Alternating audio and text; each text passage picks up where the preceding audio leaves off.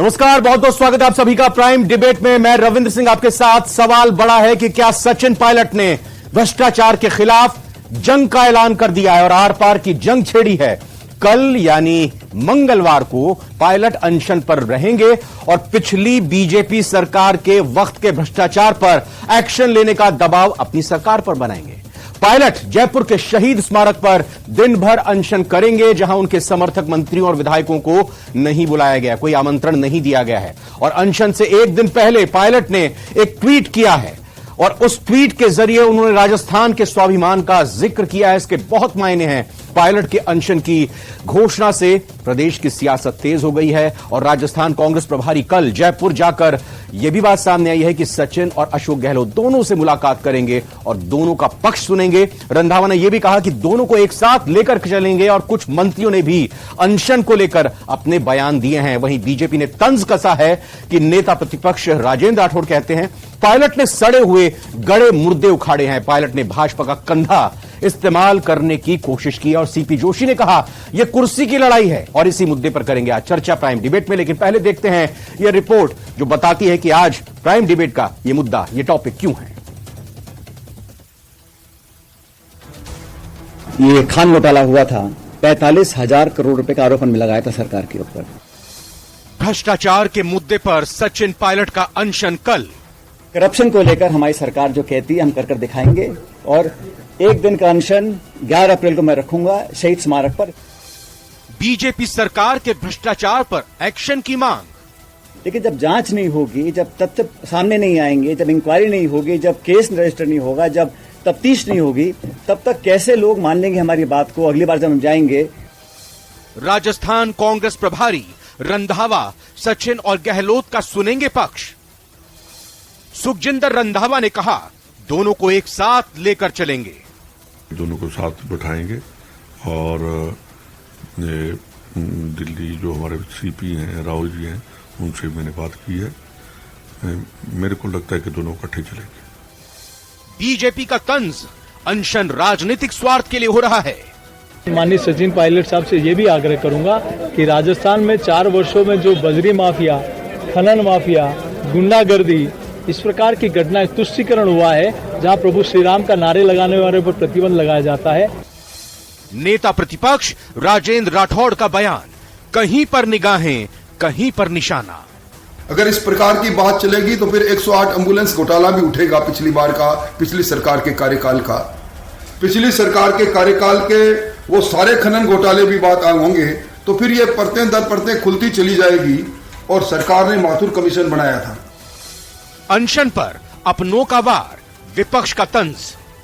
जब वो एक हाथ दीवार बनाते हैं पानी को रोकने के लिए, कोई आदमी गलत स्टेटमेंट देके 2 हाथ गिरा देता तो उसका मतलब क्या होता? जो कांग्रेस का आम कार्यकर्ता को सोचने की बात है कि ऐसे लोगों का साथ नहीं दे। अनशन का हथियार भ्रष्टाचार पर वार। तो सचिन पायलट के इस अनशन रूपी तीर का निशाना किस तरफ है? इस निशाने के जरिए वो किसको साधना चाहते हैं? किसको फायदा और किसको नुकसान होगा इस अनशन से? जो सवाल और जो लगातार बयान आ रहे हैं उससे क्या निकलकर सामने आएगा? आज की डिबेट के 4 बड़े सवालों की बात कर लेते हैं, एक एक करके आपको इन सवालों के बारे में बता दें कि सचिन का अनशन निशाने पर कौन है। जी हां, सचिन पायलट के इस अनशन से कौन निशाने पर होगा? क्या ये निशाना कांग्रेस की तरफ है? क्या ये निशाना बीजेपी की तरफ है? ये सचिन पायलट से बेहतर कोई नहीं जान सकता। दूसरे सवाल की बात करते हैं। दूसरा सवाल यह कि अनशन से किसको टेंशन होगी, क्योंकि अनशन से टेंशन, बीजेपी का यह कहना कि बीजेपी ये कहती है कि यहां बीजेपी का इस्तेमाल करके ये साफ तौर पर सचिन पायलट इस तरह की बात कर रहे हैं। लेकिन तीसरे सवाल की बात कर लेते हैं। तीसरा सवाल यह है कि भ्रष्टाचार के खिलाफ लड़ाई है और सियासत क्यों गरमाई है? क्योंकि बात भ्रष्टाचार की है, बात 45,000 करोड़ के घोटाले की है। उसका जिक्र क्यों नहीं हो रहा? क्यों उसकी जांच नहीं हो रही है? और क्या इसको लेकर सियासत गरमा रही है? तो इसके क्या मायने? चौथे सवाल की बात करते हैं। अनशन से किसको नुकसान होगा और किसको फायदा होगा? अनशन से किसको फायदा और किसको नुकसान, यह भी महत्वपूर्ण सवाल है। सचिन पायलट के अनशन से क्या बात निकलकर सामने आती है? तो इन चारों ही सवालों के इर्द गिर्द आज की हमारी चर्चा, आज की हमारी बहस होगी। आइए हमारे साथ 4 खास मेहमान जुड़ चुके हैं, एक एक करके इनको स्वागत करते हैं। पंकज मीणा जी बीजेपी से हमारे साथ हैं, बहुत बहुत स्वागत पंकज जी आपका। और साथ ही साथ हमारे साथ जुड़ चुके हैं कांग्रेस विचारक भी मौजूद है हमारे साथ, वरुण हमारे साथ हैं, बहुत बहुत स्वागत आपका वरुण। और यहां हमारे साथ मौजूद हैं इस वक्त वरिष्ठ पत्रकार के तौर पर महेश शर्मा जी, आपका स्वागत है। और राजनीतिक विश्लेषक के तौर पर निरंजन पोद्दार जी, आपका भी बहुत बहुत स्वागत है। वरुण, सबसे पहला सवाल आपसे, यहां मुरारी लाल मीणा मौजूदा सरकार के मंत्री ये कहते हुए कि अगर घोटालों की, भ्रष्टाचार की जांच होती है तो बीजेपी की पोल खुल जाएगी और कांग्रेस को चुनाव में फायदा होगा। तो बताइए भ्रष्टाचार की जांच क्यों नहीं हो रही और इस अनशन से किसको फायदा किसको नुकसान होगा? वरुण। रविंदर जी, इस अनशन से फायदा तो सिर्फ पायलट साहब को होगा, नुकसान किसी का नहीं होगा। ना तो वसुंधरा जी का कोई नुकसान होगा, ना अशोक गहलोत जी का कोई नुकसान होगा, क्योंकि वो एक ऑब्लिवियन में चलते जा रहे थे। तो एकदम खो नहीं जाए, पीछे पर्दे के पीछे नहीं चले जाए। तो एक शक्ति परीक्षण अपना दिखाना चाहते हैं जयपुर। देखिए, पहली बार उनको राजनीतिक सलाहकार किसी ने जो सलाह दी है, पहली बार इतने साल से मैं देख रहा हूं, पहली बार कोई पॉलिटिकल ढंग से कोई कदम उठाया तो पायलट साहब ने अब ये उठाया। लेकिन विद इन द पार्टी अगर उठाते, पत्र लिखते भाई इस प्रकार से भ्रष्टाचार के खिलाफ ये करना चाहिए, तो तब इसका ज्यादा प्रभाव पार्टी के अंदर पड़ता। आप 4.5 साल से उप मुख्यमंत्री भी बीच में रह चुके, विधायक भी हो, विधानसभा गई उसमें उठा लेते ये प्रश्न, उसमें नहीं उठाया, प्रदेश के अध्यक्ष रहे हो, सब ये चीज को सब समझते हैं इस बात को। और देखिए, राजनीति में सब भजन करने तो कोई नहीं आया, चाहे राजेंद्र राठौड़ जी हो, चाहे मोदी जी हो, अशोक गहलोत जी हो, सब कुछ ना कुछ प्राप्त करने ही आए। नहीं तो आप भजन करने चल जाओ, संन्यास लेके चले जाओ। इसीलिए ये तो पर्सनली बेईमानी है कि राजनीतिक रूप से सबको अपना फायदा उठाना है। मैं जो आप कह रहे हो बात, देखिए कांग्रेस पार्टी में क्या सेंट्रल सिस्टम कांग्रेस का जो है ना बड़ा कमजोर हो रखा है इस समय, इसलिए ये सब चीजें उठ रही है। मान लीजिए अगर कोई दो पायलट साहब और अशोक गहलोत जी में थोड़ा तनातनी भी चल रही है तो आप तीसरे को मौका दे सकते थे। लेकिन सेंट्रल सिस्टम जब तक आला कमान, अब तो रीडिफाइन होने वाला है। पहले तो राहुल जी अध्यक्ष थे, सोनिया जी अध्यक्ष थी, अब खड़गे साहब अध्यक्ष बने, जब तक एआईसीसी नहीं बनी है तो अभी तो आला कमान ही रीडिफाइन नहीं हुआ। आला कमान रीडिफाइन होगा उसके बाद ये गतिविधि होती। जहां तक आप प्रभारी महामंत्री अभी दिखा रहे थे रंधावा जी, देखिए उनका तो कोई विशेष रोल मैं नहीं मानता हूं, क्योंकि अशोक गहलोत जी को भी नहीं, रंधावा जी ने कहा ना कि मेरे से बात करनी चाहिए थी इस अनशन के ऐलान से पहले, और मैं ये भी जांच करूंगा कि भाई जब आप मुख्यमंत्री थे, जिसका आप भी जिक्र कर रहे हैं कि आपने कैबिनेट मीटिंग में कितना पुराने भ्रष्टाचार की मांग को रखा और इसकी जांच की बात कही, भाई बात नहीं करनी चाहिए थी एक प्रभारी से। और चिट्ठी अगर आप लिख रहे हैं, मेरा एक और सवाल है ना, सुनिए वरुण जी, एक सवाल यह भी कि भाई अगर चिट्ठी आप लिख रहे हैं, क्या कोई वार्तालाप नहीं होती आपकी मुख्यमंत्री से? आप बात नहीं कर सकते, आप मैसेज नहीं पहुंचा सकते, उनसे समय नहीं ले सकते, आप चिट्ठी लिख रहे हैं, फिर कह रहे हैं कि 2 बार जवाब हमको नहीं मिला। मैंने वही कहा कि अगर एक उप मुख्यमंत्री, विधायक, इतना बड़ा नेता चिट्ठी लिख रहा है तो वो चिट्ठी तो हम जैसे कार्यकर्ता लिखे तो समझ में आती है, आम जनता लिखे समझ में आती है। आप तो जाके सीधे मुख्यमंत्री से मिल ही सकते थे कोई मैटर पे। ये बात मैंने आपको शुरुआत में कही, संगठन में पत्र लिख करके कहते हैं इस मुद्दे पर धरना देना है तो बड़ी भारी इनको भी समर्थन मिलता है, पार्टी के अंदर भी इनको एक इमेज बनती। अलग से जब आप करना चाहते हो, आप दिखाना चाह रहे हो भाई अलग से, तो आप अपना शक्ति प्रदर्शन करना चाह रहे हो। अब शक्ति प्रदर्शन में इनको ये देखना पड़ेगा कि अध्यक्ष रहते हुए जितने इन्होंने टिकट दिए, जो विधायकों के लिए टिकट दिए, जो मंत्री बन गए इनके कोटे से, वो इनके साथ आते हैं कि नहीं आते हैं, तो वो पता। मैंने कहा ना, पॉलिटिकल कोई एडवाइजर मिला है इनको जिसने ढंग से इनका पहली बार ऐसा मूव करा है। नहीं तो माने सर जा रहे थे जब इनकी समझ नहीं आ रही थी क्या, जब अगर इनके पास आज भी 30-40 विधायक होते नहीं तो क्या फायदा होगा? आपने कहा कि ये बड़ा अच्छा पॉलिटिकल मूव है, तो इससे क्या, इस तीर के जरिए कहां निशाना साधने की कोशिश? मैं उसी पे आ रहा था रविंदर जी, जब मानेसर की घटना हुई तो एक प्रचार हुआ, एक प्रचारित हुआ ये चीज कि भाई वसुंधरा जी के सहयोग से या समर्थन से अशोक गहलोत जी की सरकार बच गई। तो हो सकता है इनके मन में कहीं ना कहीं कसक हो कि भाई वसुंधरा जी पे अटैक करूं, अशोक गहलोत जी से तलखी चली रही है इनकी, उस पर अटैक करूं तो मेरे को ज्यादा इसमें मेरी शक्ति बढ़ सकती है। और जयपुर में कैपिटल में अगर कोई प्रदर्शन करता है उसमें हजारों, देखिए ये नवाबी क्राउड पुलर तो है, नवाबी में इसलिए कह रहा हूँ, राजेश पायलट तो सड़क के आदमी थे, बनियान में शेव करते हुए आके हमसे गले लग जाते थे, ये उस प्रकार के नहीं है, लेकिन क्राउड पुलर है, क्राउड ये पुल कर लेते हैं। अशोक गहलोत जी संगठन से आए हुए हैं, कार्यकर्ता रह के आए हुए, अग्रिम संगठनों में होते हुए आए हुए हैं, ठीक है, किंतु वो प्राइवेट लिमिटेड से बाहर नहीं, जो कोर ग्रास रूट वर्कर है वो उदासीन हो गया। तो पार्टी को पंकज मीणा, बीजेपी की पोल खुल जाएगी अगर भ्रष्टाचार की जांच हो जाए तो? क्या आपत्ति है आपको अगर वो अनशन पर बैठ रहे हैं तो? आप ये क्यों कह रहे हैं कि बीजेपी का कंधा इस्तेमाल कर रहे हैं? देखिए, सचिन पायलट है, एक एड है जिसकी नली लगता है कि सामने चलेगी, परंतु वास्तविकता में गोली अपनों पे जाके लगेगी। एक ऐसी बंदूक से उन्होंने फायर किया है और जहां तक बात है भ्रष्टाचार की, देखिए जिन मुद्दों को उन्होंने उठाया है उन मुद्दों के गुजरे आज मैं समझता हूँ 7, 8, 9 साल हो गए हैं। उस दौरान आप उप मुख्यमंत्री भी रह लिए, आप विधायक भी। मैं जरा रुक करता हूं, अब हमारे साथ बने हुए हैं महेश शर्मा जी भी हैं। महेश शर्मा जी, क्या ये शक्ति प्रदर्शन एक तरह से देखें टटोलना चाहते हैं अपनी ताकत को? सचिन पायलट भले ही अपने सहयोगियों को उन्होंने कहा कि आप दूरी रहें, उनको कोई आमंत्रण निमंत्रण नहीं दिया गया।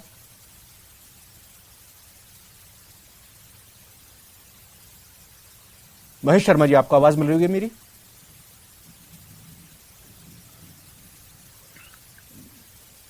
महेश जी, अच्छा, मैं निरंजन पोद्दार जी की कोशिश करता हूं, अगर मेरे को आवाज मिल रही है। निरंजन जी, आपको आवाज मिल रही है? जी, मेरे को आवाज आ रही है। हाँ, तो ये सवाल मैं आपसे कर लेता हूं, क्या ये शक्ति प्रदर्शन के तौर पर सचिन पायलट देखना चाह रहे हैं, दिखाना चाह रहे हैं?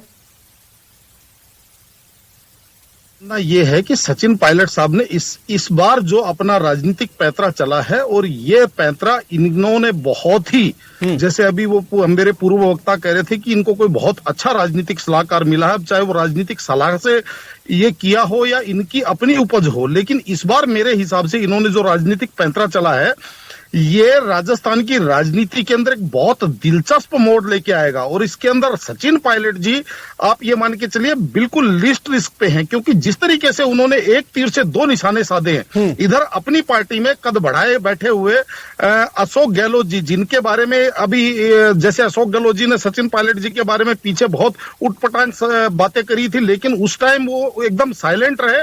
और इस बार जिस तरीके से उन्होंने वसुंधरा जी के साथ मिलकर के उनको लपेटने की कोशिश करी है, जो वो अनशन पे बैठने की बात कर रहे हैं, तो उनका साउंड बहुत सधा हुआ है। आपने देखा होगा कि जिस तरीके से वो ये कह रहे हैं कि भाई पहले भारतीय जनता पार्टी हमारे ऊपर आरोप लगाती थी करप्शन का, बाद में वो शासन में आ गए, कोई जांच नहीं, उसके बाद में भारतीय जनता पार्टी शासन में रही, हम आरोप लगाते रहे 5 वर्ष तक, लेकिन अब हमारी सरकार को भी लगभग समझ लीजिए कार्यकाल खत्म होने की स्थिति में है, लेकिन हमने भी कोई जांच नहीं करी। कहने का तात्पर्य है, इनडायरेक्ट रूप से उन्होंने घोषित भाषा में ये बात कह दी कि अशोक गहलोत जी और वसुंधरा राजे का आपसी एक म्यूचुअल अंडरस्टैंडिंग है।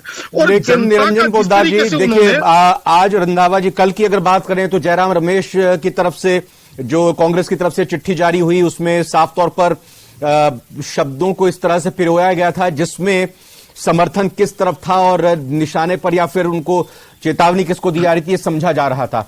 आज रंधावा जी ने कहा है कि मेरे से पहले बात करनी चाहिए थी सचिन पायलट को, अनशन का फैसला लेने से पहले, और मैं कल आऊंगा और दोनों से बातें करूंगा, मुख्यमंत्री जी से बात करूंगा, सचिन पायलट जी से बात करूंगा, और फिर एक बीच का रास्ता सुलझाने की कोशिश करूंगा। मानिए कि 11 बजे अगर उनको कल इस अनशन पर बैठना है, उससे पहले रंधावा जी मुलाकात करते हैं और साफ तौर पर उनके पास मैसेज आला कमान का होगा। और अगर रंधावा जी ऐसा लगता है कि अगर उनको कहते हैं कि भाई अनशन मत करिए और उसके बाद भी अगर अनशन करते हैं, तो फिर क्या होगा? देखिए रविंद्र जी, आपको मैं बताऊं, इस टाइम कांग्रेस की जो केंद्रीय आला कमान है, वो इस टाइम सभी को पता है दंत विहीन इस समय उनकी परिस्थिति है। और राजस्थान कांग्रेस की स्थिति ऐसी हो रही है कि भाई हमारी थोड़ी सी बेर हुई क्या हुई, आप तो बदचलन हो गए। राजस्थान की कांग्रेस के ऊपर ये चीज फिट बैठती है, क्योंकि कभी वो पलड़े से निकल करके भग जाते हैं, कभी ये पलड़े से निकल करके भग जाते हैं। और इसके अंदर मैं जिस तरीके से अभी आपको बता रहा था कि रंधावा जी कहें या जयराम रमेश जी कहें या केंद्र यहाँ पे नजर भी बनाए हुए और यहाँ डैमेज कंट्रोल करने की भी कोशिश कर रहे हैं, लेकिन उनके पास कुछ खास बचा हुआ नहीं है। क्योंकि जिस तरीके से 6 महीने पर 5-6 महीने पहले जो एक हिसाब से समझ लीजिए अशोक गहलोत जी ने जो अपने केंद्रीय आला कमान को धत्ता बताया था, उसके बाद में सचिन पायलट जी को भी ये चीज दिख गई है। और जिस तरीके से अशोक गहलोत जी ने बजट पेश किया और राजस्थान की राजनीति के अंदर, महेश शर्मा जी, मैं सवाल ये जानूंगा आपसे, जनता भी जब समझना चाहेगी, ग्राफिक्स पे भी लगातार हम दिखा रहे हैं, ये 45,000 करोड़ का घोटाला है क्या? और कल क्या रंधावा जी, एक सप्लीमेंट क्वेश्चन यही कि रंधावा जी दोनों पक्षों से बात करके क्या बीच का रास्ता निकाल पाने में कामयाब होंगे? देखिए, ये जो आरोप है उसके बारे में माथुर आयोग भी गठित किया गया था। उस माथुर आयोग की गठित होने के बाद में जो भी अदालत का जो फैसला आया था, ये सारी जो चीजें पहले ही क्लियर हो चुकी है। अब ये सवाल ये आता है कि इस बार में चुनाव से 8 महीने पहले ये किस मुद्दे को, इसको गड़े हुए मुर्दे को बाहर निकाला गया। इसमें स्वयं मतलब क्या कहते हैं, पायलट का अपना व्यक्तित्व और अपनी तरफ प्रकाश डालने का महत्व देखा जा सकता है। पहले इस मुद्दे पर डायरेक्ट अपनी सरकार पर आक्रमण करने की बजाय उन्होंने केंद्र की सरकार पे भी निशाने पे लिया, क्योंकि वो भ्रष्टाचार के विरुद्ध जो कार्रवाई कर रही है, तो वे उसके सामने, केंद्र सरकार के सामने सवाल रखा है कि आपके भीतर जो भाजपा है, भाजपा के नेताओं के खिलाफ क्यों नहीं किया जा रहा। एक बात ये। दूसरा है कि जो कि आपने देखा होगा, जो पार्टी कांग्रेस पार्टी की भीतर की जो मतलब क्या कहते हैं, जो रस्साकसी जो चल रही थी, उसके बहाने मतलब क्या कहते हैं ना, वो अपनी पार्टी आला कमान पे भी हमला कर रहे हैं। और साथ साथ ही गहलोत साहब के लिए भी मतलब क्या कहते हैं, एक ही जो सरकार के लिए जो जिस तरह का हो रहा है, उसके सामने भी एक नया एक साइन ऑफ इंट्रोगेशन करते हैं। यानी कुल मिलाकर के जमा खर्च जो भी कुछ हो रहा है, वही आला कमान, ये वसुंधरा राजे पे भी आक्रमण है और गहलोत सरकार पे भी आक्रमण है। और साथ साथ ही आला कमान को अलर्ट करने की जरूरत है कि को अलर्ट किया उन्होंने कि ताकि जिससे पे मतलब क्या कहते हैं ध्यान दिया जाए, अन्यथा मैं अनशन पर बैठता हूं। एक मतलब उन्होंने जिस तरह से जो गेम खेला है, बहुत राजनीतिक चतुराई भरा हुआ है। वरुण पुरोहित जी, जो सचिन पायलट ने अपनी प्रेस कॉन्फ्रेंस में बात उठाई कि भाई जैसा आप भी लगातार कांग्रेस की तरफ से आरोप लगाते रहते हैं कि सीबीआई, ईडी, आईटी, इनके जरिए लगातार विपक्ष के नेताओं को निशाना बनाया जा रहा है, और अगर 2018 में कांग्रेस की तरफ से तत्कालीन सरकार के खिलाफ भ्रष्टाचार के आरोपों को लगाकर आप जनता से वोट मांगने गए थे, जनता ने आपको मैंडेट दिया था, तो फिर आखिर क्यों, किस वजह से उन भ्रष्टाचार के मुद्दों की जांच नहीं की जा रही है? इस सवाल में क्या गलत है वरुण चतुर्वेदी जी? देखिए, ऐसा है, मैं रविंद्र जी इसको गलत नहीं मानता हूं। गलत आप मीडिया उठाता है तो गलत नहीं होता है, लेकिन जो आदमी उप मुख्यमंत्री और कैबिनेट का हिस्सा रहा हो, प्रदेश कांग्रेस का अध्यक्ष रहा हो, सरकार में रहते हुए, और आप विधायक हो, विधायक की भी कोई जिम्मेदारी होती है, आप जनप्रतिनिधि हो। अभी विधानसभा सत्र के आप उसमें उठा लेते हैं, आप 4.5 साल से नहीं उठा सके थे। देखिए, टोटल पॉलिटिक्स है, खुद को पॉलिटिकली कैसे एस्टेब्लिश किया जाए, कैसे मजबूत किया जाए। अभी महेश जी ने भी कहा, पोद्दार साहब, तो सरकार का सारा फैसला वरुण पुरोहित जी क्या ये सचिन पायलट जी ही लेंगे क्या? ये वही डिसाइड करेंगे क्या? सुंदर जी, पूरे हिंदुस्तान में और राजस्थान के इतिहास में सबसे, मैं किसी की चाटुकारिता या अशोक गहलोत जी की सरकार का पक्ष नहीं ले रहा हूं, सबसे ज्यादा अगर एंटी करप्शन के छापे पड़े, मुकदमे दर्ज हुए तो इसी सरकार में हुए, कभी नहीं हुए थे।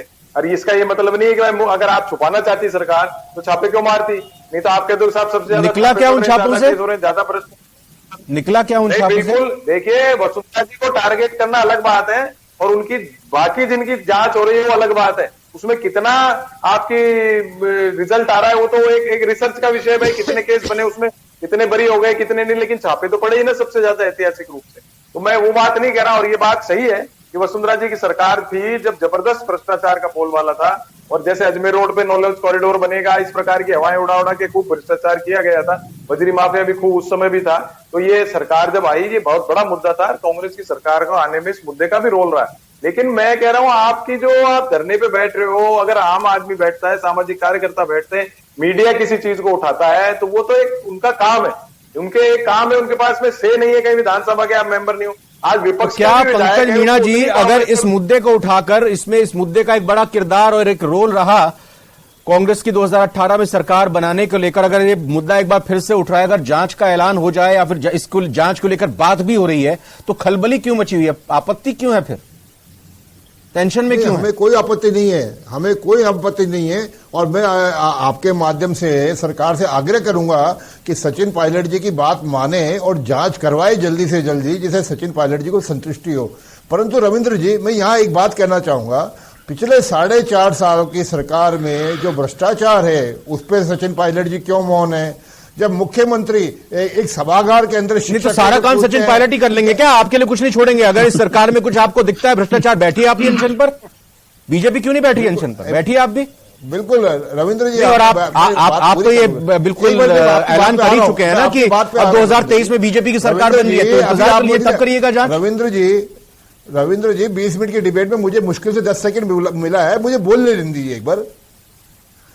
देखिए, मुख्यमंत्री के सामने जब शिक्षक पूछते हैं, शिक्षकों से पूछा जाता है कि क्या ट्रांसफरों में पैसा लिया जाता है, तो सारे के सारे शिक्षक कहते हैं कि हाँ लिया जाता है।